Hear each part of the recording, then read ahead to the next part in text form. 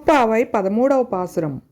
புள்ளின்வாய் கிக்ஞானை பொல்லா வரக்கனை கிள்ளீக்கம் ளைந்தானை கீர்த்திமை பாடிப்போய் கள்ளாரும் பாவைக்களம் புக்கார்வே வெள்ளியோல்துண்டு விளாயம் முர்ரஜித்து புள்ளும் சிலும்பிணகான் போதரிக்கண்ணினாய் குள்ளக்குள்ளி ரக்குடைந்து நீராடாதே பள்ளிக்கிடத்தியோ பாவாய் நீ నన్నాళాల్ కళ్ళం తవిరిందు కళందేలో రెంబావాయ్.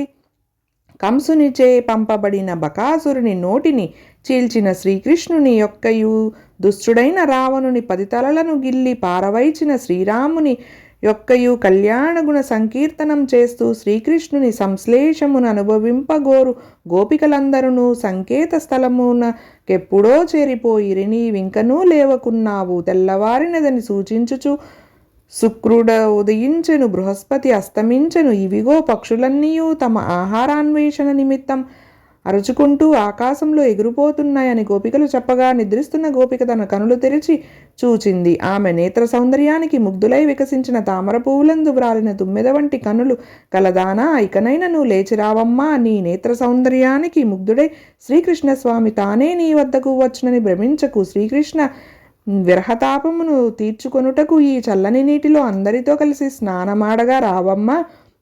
ఇంకను పరుండరాదు. మనము నోచే ఈ వ్రతమునకు ఇది శుభ సమయము, మంచి కాలము. ఓ సుందరి, నీ కపటమును వీడి మా గోష్ఠిలో కలిసి మహిమాన్వితయగు ఈ వ్రతము సాంగోపాంగముగా పూర్తి చేయుటకు సహకరించుము. అన్నింటను శుభములే కలుగును అని గోదాదేవాదులు 8వ గోపికను మేల్కొల్పుతున్నారు.